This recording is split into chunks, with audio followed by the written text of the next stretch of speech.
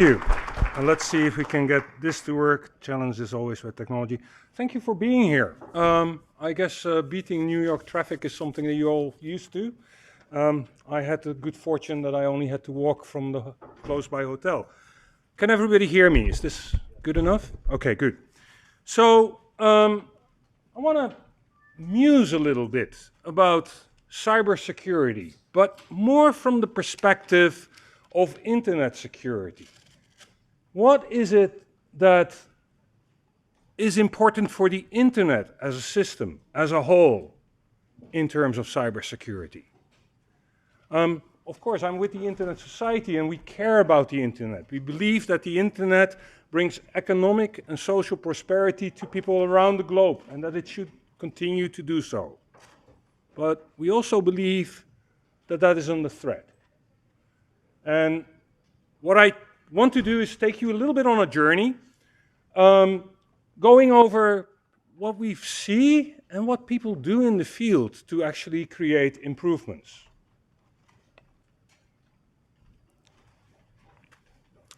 Starting out, we have just 2 weeks ago, during our 25th anniversary, the 25th anniversary of the Internet Society, launched a report. And it's the path to our digital future. That report is based on, and now I cannot read my slides here, and the numbers are sort of important.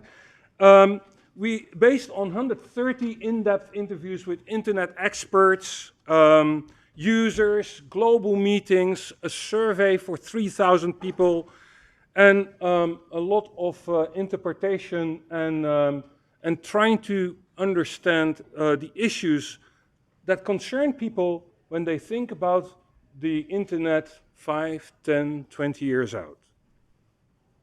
We started this project in 2016. And it was guided by a sort of an overarching question. How do we ensure the continued development of the internet as a service for all people? How do we make sure that the internet is for the people? Again, those social and economic prosperity questions. And it's a nice report. It's not a report that you should print out on PDF. You should go to our site, future.internetsociety.org. And it's sort of a journey. You can click on the rotary that you see there and then see all the interconnections between the pieces. What influences what? How did people view what are the most important drivers towards the future? And the drivers of change that people have identified as most important are the internet and the physical world. The connectedness of the internet with the physical world. Most people call this IoT, of course. Artificial intelligence, already impacting our way today. How will that go about tomorrow? Cyber threats. The internet economy. Network standards and interoperability and the role of governments. And these things combined or single have impacts on 3 areas, which our community finds most important to understand how they impact the internet and so on and so forth. Personal freedom and rights. Changes in this infrastructure, in this ecosystem, will impact or can impact personal freedoms and rights. Media and society. I mean, this is already the discussion of today, fake news. Let's face it, this is happening today, this is not even the future. And digital divides, in many ways, shapes, and forms. The combination of things, the combination of, say, Internet of Things and artificial intelligence leads to, could result in things that we don't want. Surveillance societies. And the increased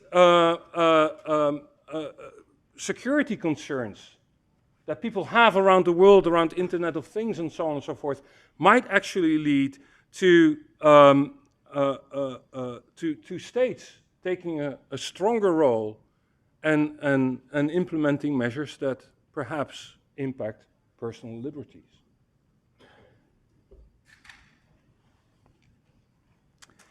So, in this context of cyber, I'm focusing a little bit on the cyber, not on the more societal impacts of the future, but focusing a little bit on cyber. We think, or the key takeaways of the report, and I'm saying we think, but the community that we interviewed thinks that a security divide will materialize.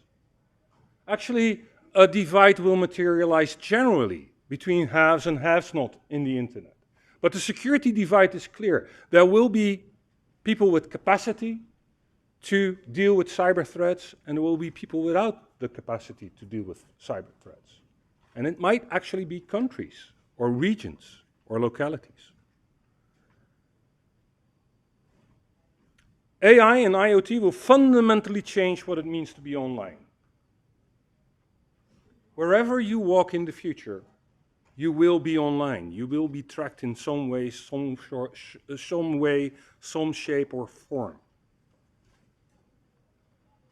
And that will have far-reaching implications for our society and for economics. And we see this. I mean, look around you.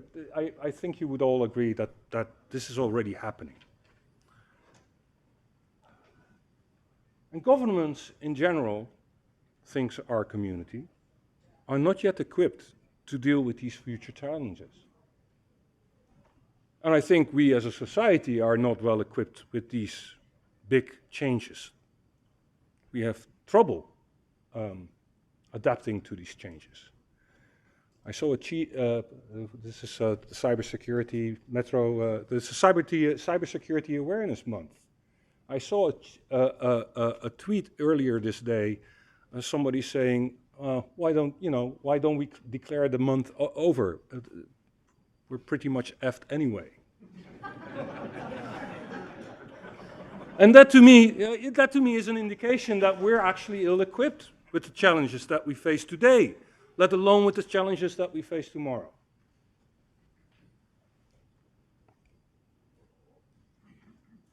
So in the terms of cybersecurity threats, these are the main three things that people saw. Governments come under pressure to respond to cyber threats. And that might mean that online freedoms and global connectivity will take a seat back to national security. Think the encryption debates. There is a need for new accountability, incentive, and liability measures to cope with threats, to make sure that people take action, to make sure that everybody takes a responsible role towards a healthy environment.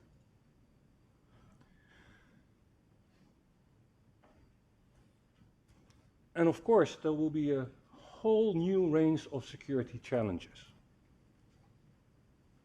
in this internet environment, with Internet of Things. But I will talk about these three things a little bit later and dive into them individually, trying to demonstrate a little bit that people are actually trying to cope with these type of things, or try to find ways to get further. The thing is, it's all about trust. And this is a survey that was done last year, or no, earlier this year actually. I often say this is I'm Dutch, and we are full with idioms. We have an idiom for almost everything, and for trust, comes by foot, leaves by horse.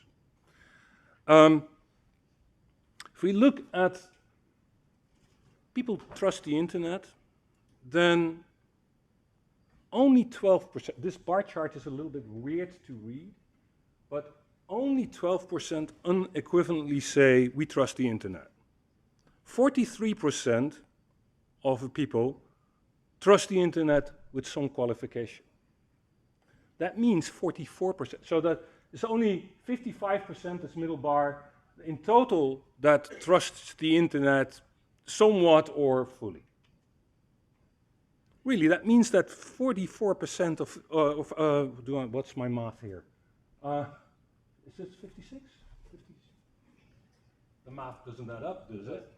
No, anyway, 44% is round of errors. 44% actually doesn't trust the internet.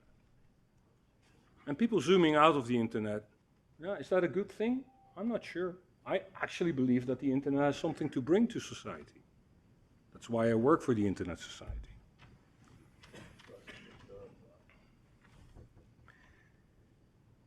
Now, obviously, if you ask people, you know, do you trust the internet, they have a different perspective on what the internet is, depending on who you ask. If you ask people who are, you know, presumably, I think the people who are in this room will think of attack vectors and infrastructure security and what have you, while if you ask people who are in the street, they will think about fake news, they will think about content, they will think about doing business online. So these perceptions are obviously colored by people's view. But that number, I don't think, is a good number. This is not how we go about in daily life. If I ask you, do you trust walking outside? Do you trust walking in the society? I think I get a higher rating than 55% in total. So there's something to do. And this is what I believe we collectively, as society, people who are interested in cybersecurity, who are interested in a working internet, have to do together. We have to shape the internet. We have to shape tomorrow. At the Internet Society, and I don't have a slide for this, we've been talking about collaborative security. And collaborative security is the idea that solving security problems on the internet is not something you do in one place. There is no internet security tsar, there is no central control of the internet, it's a global system. It is something that you do from your own responsibility with an outward perspective of how do I make the system better. That's a lot of kumbaya. But that is how it works. This is how the internet is built. It's built from bottom up. Individual Lego pieces, that's the technical infrastructure. Patched together to create new and innovative ideas. Permissionless innovation is one of the properties of the internet that makes the internet work, that we would like to preserve. That's collaborative security. Now let's see. Let's go into some of these examples of risks that online freedoms and global connectivity will take a seat back to national security. This is becoming a worry. A worry, cybersecurity is becoming a worry of nation states. Partly because nation states or nation states affiliated actors are involved in attacks. Cyber warfare is a thing on the agenda. And in the context of the first committee of the UN, so these are the people who care about international stability and security and disarmament and so on and so forth, there has been a series of meetings by the UNGGE, the group of governmental experts. Mostly international law specialists that think about how does international law and humanitarian international law, so in bellum and interbellum, apply to cyberspace. And they've come to a bunch of conclusions around critical infrastructure, cable infrastructure, around CSIRTs and so on and so forth. But one thing they didn't reach a conclusion on is the fabric of the internet itself. The fabric of the logical fabric, the thing that you cannot touch. The things that provide us global connectivity. And it's clear in some actors in this space that it is important to reach a good understanding that in wartime you should not be breaking the internet logical structure to such an extent that the internet itself is broken. The negotiations in this space are immensely difficult. Because when we talk about internet, we have the people, and cyber stability and cyber security, we have people that interpret this as critical infrastructure, lines, logic logical infrastructure, and people who interpret this as state stability issues. How is it that your state interferes with my election? How is it that your state puts propaganda into my people? And it's enormously difficult to find norms in this space. And this is an example. The Global Commission on the Stability of Cyberspace is an example of norm entrepreneurship, I would say.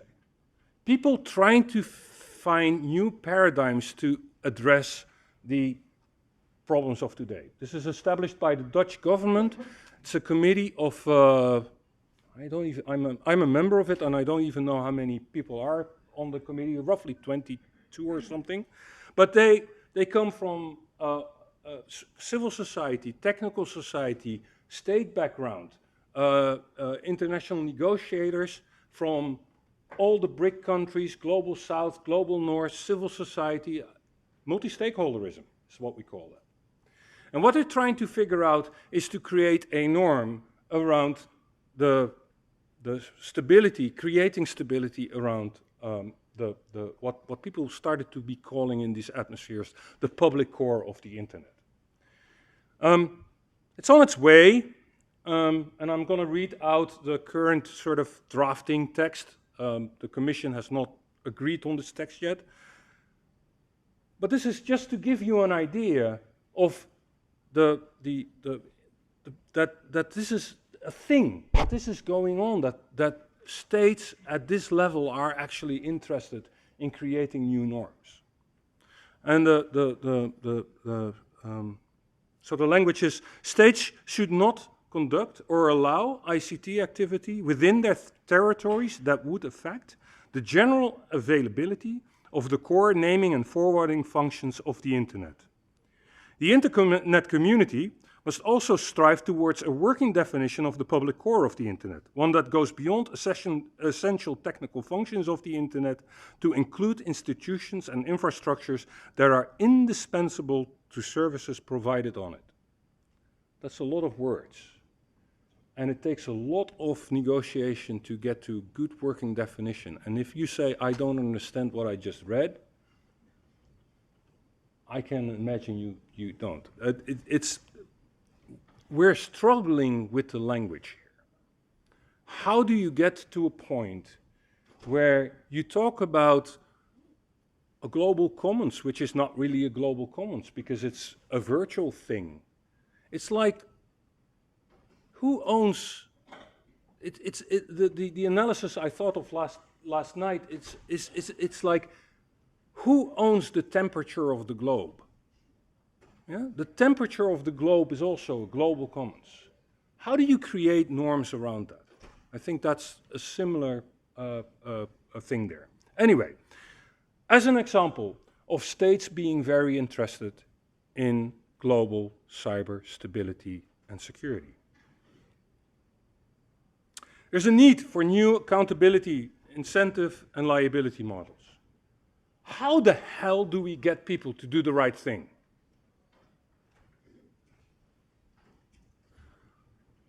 So, few questions. I want to see a raise of hands. Just wake up, people. It's morning, you didn't have your coffee yet, or maybe you had not sufficient coffee. How many of you rely on the internet to get to the other side of the globe? Communications. That's all of you. Good. So, how many of you think that the SLA or the contract with your ISP is sufficient to guarantee global connectivity? No. Wow! I've got an educated audience here.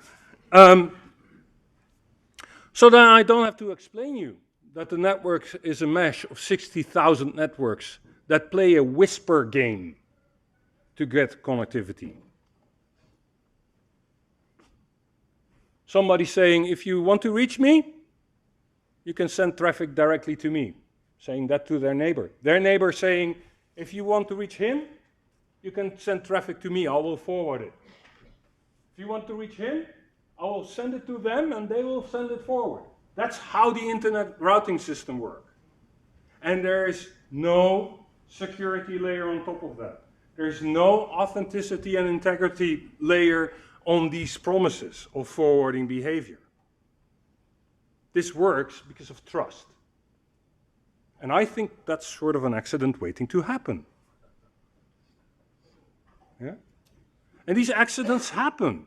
There's actually on the NIST page, there is a few other examples here. In 2017, hijack of a large number of routes to the US and global financial institution by an ISP thought to have ties with the Russian government. So now we're back in that first example of global stability, of states interfering with others. But it's also, just accident, fat fingering of router configurations, and these things happen every day. Route leaks, as they are called, route hijacks, people absorbing traffic that is not intended for them, or traffic redirection to a path that doesn't look sane. Happens every day. Who thinks this is a problem? I see almost all hands going up. That's a good thing. So the question is how to make this better. And the good folk at NIST has just published a beautiful document about new network security standards that will protect the internet routing. Set of standards around the routing, public key infrastructure, about how do you do path attestation and origin attestation. This has been work that's been going on in the Internet Engineering Task Force for years and years and years, as long as I can remember. And these standards are now done, and NIST and DHS have put a lot of work and stimulus behind this. But to deploy this is incredibly difficult. How do you do that if deploying this type of technology does not give you a benefit, but benefits the system as a whole? And if you deploy it, you make your infrastructure a little bit more brittle. This is a problem in the routing infrastructure, it's a problem in the naming infrastructure. The incentives are simply misaligned. And even without the encrypted and quality stack specifications, there are things that routing ISPs and tier 1s, tier 2s, and so on and so forth can deploy to enhance the quality of the routing security and prevent these type of leakages. They're simple, but it's very hard to get people to deploy them. So how do you go about this? One of the things that we believe is something that we've been facilitating within the routing community, and we want to build this out. We want to have more people engaged. There's now is a thing called manners, the mutual agreed norms for routing security. And this is toying with this idea, how do you create more incentive and in this case not liability, but how do you create incentive for people to take up measures that improve the overall security without that immediately have an impact? And we believe that if people signal that they take the actions necessary to increase the routing security, they actually signal that they have a better security posture, and that has value.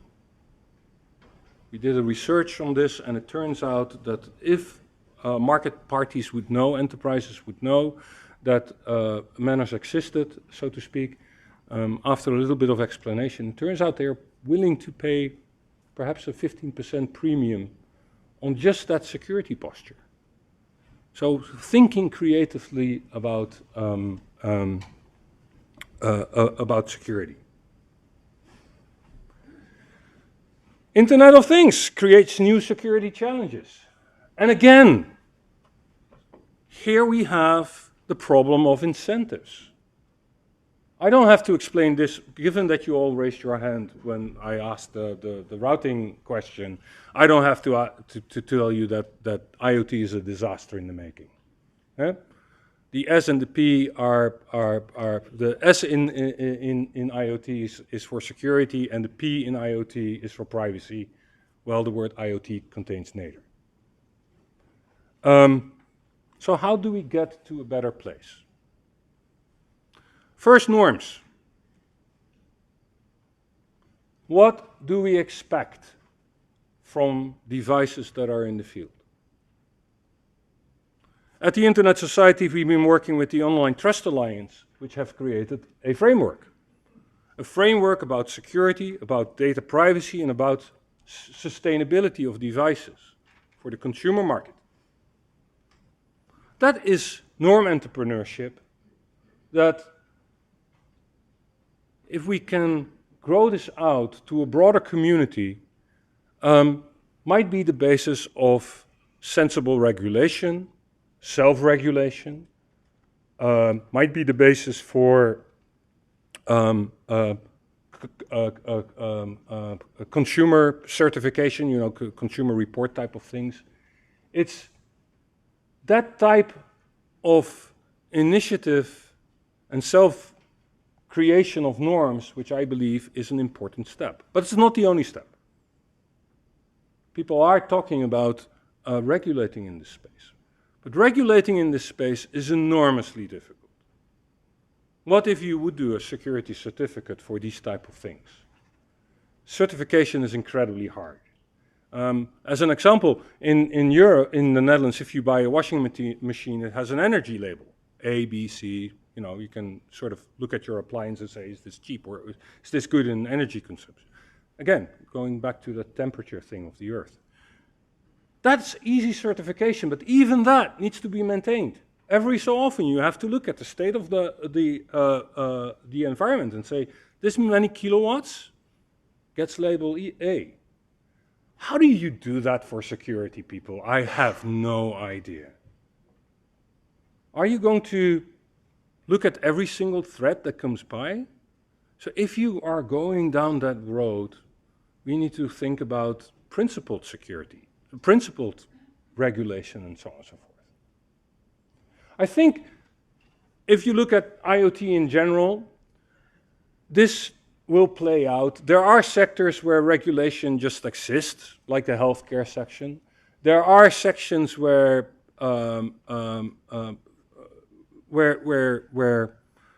there are pieces of regulations that probably apply to IoT, like the European GDPR, which is now sweeping its way across the globe as a sort of baseline privacy requirement.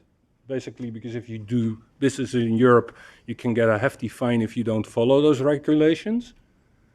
Those are written in a way that I think, but I'm not a policy geek, apply to the Internet of Things and dealing with privacy too. But there are also other types of questions that we need to have an answer. Measuring our movements, combining with artificial intelligence. How do we go about that? What are the ethical questions here? The point is we need to be incredibly creative. And even us, technologists, might be caught by surprise by things for which we don't really have good answers. And I was struck by this through Blueborn. I don't know, who has heard of Blueborn? This is a vulnerability that's discovered a few weeks ago by a security company. It's basically a few vulnerabilities that could cause worms to spread via Bluetooth. That sounds incredibly scary to me. I've asked around, as far as I know, there's no exploits in the wild, but it's incredibly scary to me. And the reason why it's scary is because for worms and these type of things, our controls are usually in the network. I don't know if anybody here has heard of Bluetooth security controls. Yeah? I'd like to talk to you about this because but that scares the hell out of me. How do you deal with this? And how do you make sure that, you know this, but how do you make sure that the people in the street know this, who carry Bluetooth devices? that maybe are on firmware that will never ever be updated again.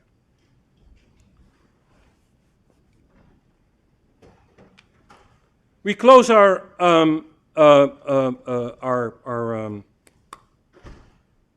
futures report with a number of recommendations.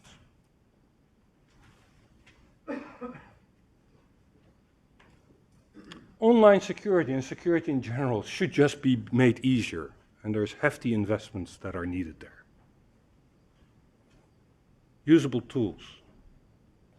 Consumers should never be put in the position, in my opinion, consumers should never be put in the position to even have to think about security. That's a technologist's job. That's what we need to do here.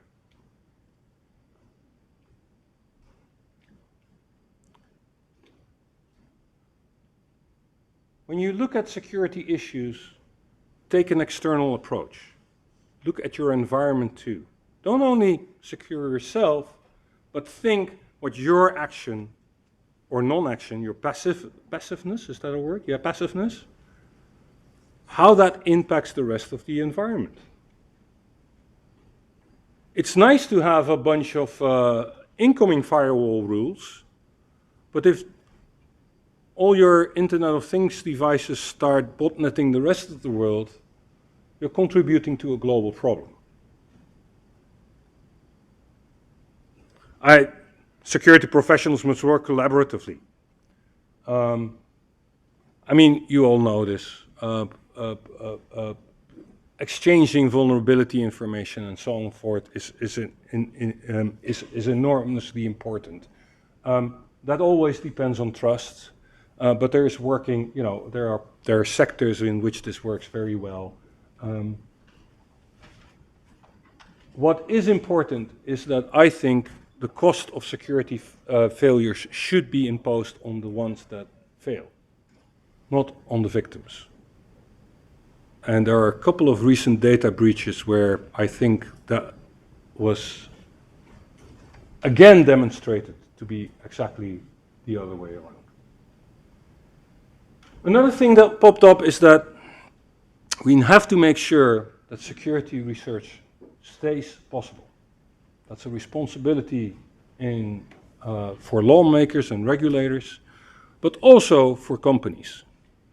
Be open when hackers approach you, security researchers, I should say. I call them hackers anyway. Be open when they approach you. They have something to offer. Treat them with respect and don't send the lawyers on top of them. They don't need that. It's better for you, it's better for your environment. We, it's all of us. Here in this room, in the White House, wherever, we need to build a digital future that benefits humanity. And we need to make that happen today. There's urgency. Shape tomorrow. Thank you.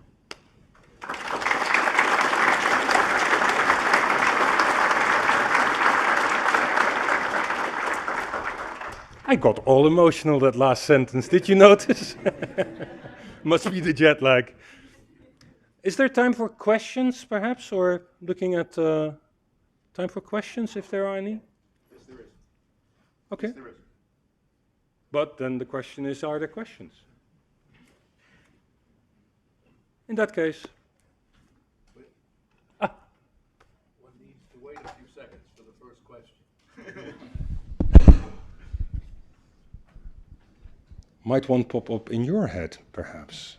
All right, someone be brave. We know there are questions out there. Any answers, perhaps? Perhaps that's yeah. I see. Answers are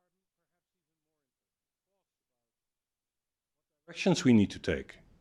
But go. My question is there's lots of associations or organizations all trying to do the same thing. What do you see as a forum for those organizations to get on the same page, fill the gaps, and actually make progress as a community versus individual ships in the night that pass each other? Right. Repeating the questions, there are a lot of associations, organizations trying to do their own thing. Are they? How do we get them on the same place?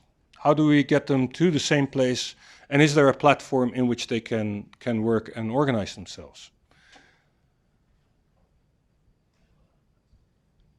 I want to be very careful with saying there is one organization that can do that, because at that moment you are creating that security tsar. What I more believe in is cross-pollination across those organizations. So don't stay in your bubble, but visit that other group as well. Talk about your norms, talk about your ideas. And by doing so, I believe that, and again, there's this term norm entrepreneurship. By doing so, I think you will find common ground, and a common understanding will bubble up. And I just showed a framework, an IoT framework from OTA. That's the one that we happen to think is a very good one to deal with security and consumer devices. But if you go around in the market, somebody did that the other day, I believe there's over 40 IoT frameworks. Some for specific verticals, some for specific technologies. I think that if you look across these things, there are commonalities.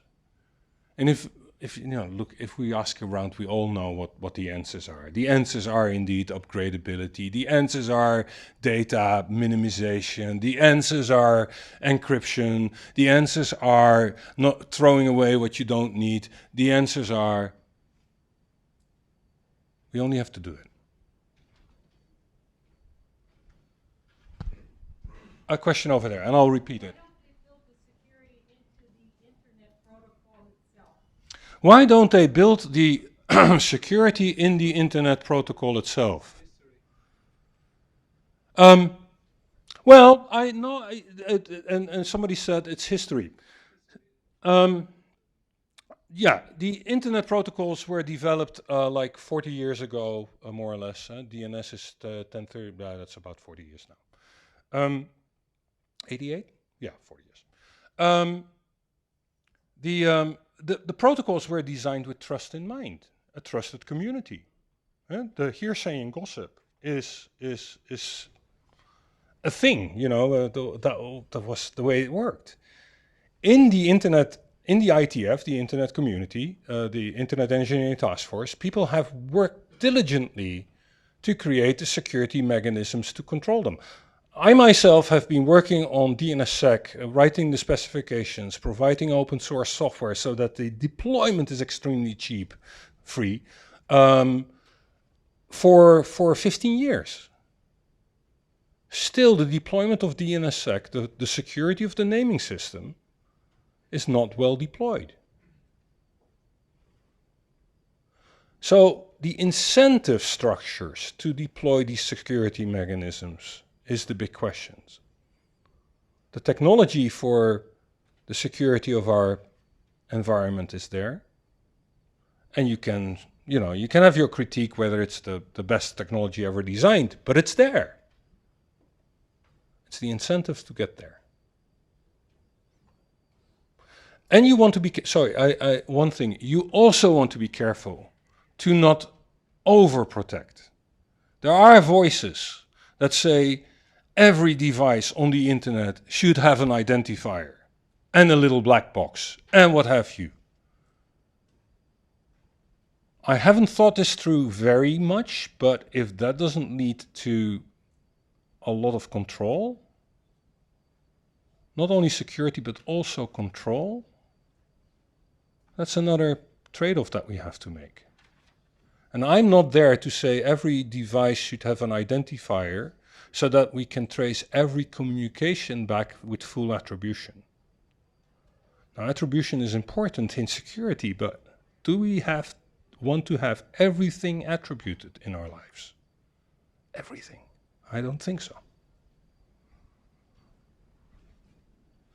I don't have the specifics off the top of my head. I'm just wondering what your thoughts are on a recent decision. I think it was the FBI and some high court in terms of getting the backdoor code with regards to the terrorist. I think he was characterized as a terrorist. San Mateo or California, and members of the news media had sued in order to get the information and the code that somebody was hired to use the backdoor to open the perpetrator's iPhone. So I'm just wondering what your thoughts in terms of, do you think the public had the right to know, or do you think security superseded that, which is what I believe the legal result was? I'm going to be very careful because I don't know the details of this case, and oh, sorry. The question was around a recent court case here around backdoors of a suspected terrorist, an iPhone, right? So I don't know the details of this specific case.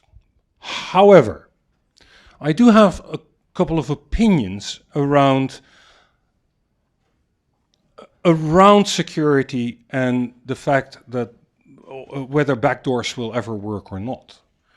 I think that if you create backdoors, you will create this big target for everybody to have. If the backdoor is there, everybody wants to have it. And in fact, I think that is what you saw in this, if I understand correctly, that is what you described in this case. So I'm backdoors and so on and so forth. I think that's an incredibly bad idea. In fact, that is a bad idea.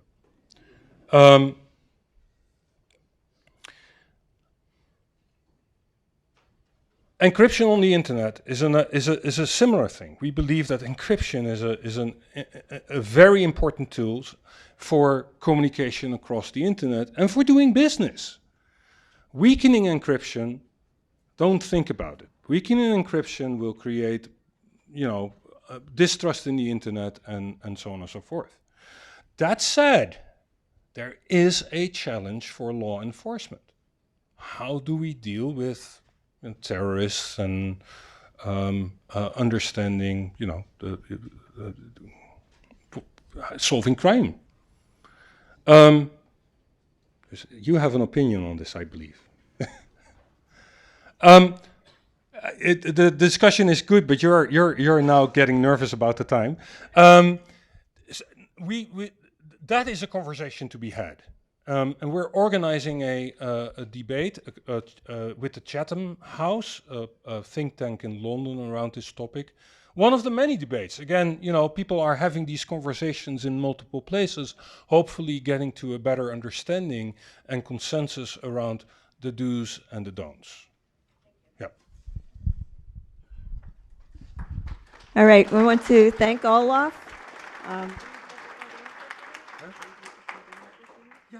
All right, and Olaf will be at the front of the room if you want to continue some of the discussion.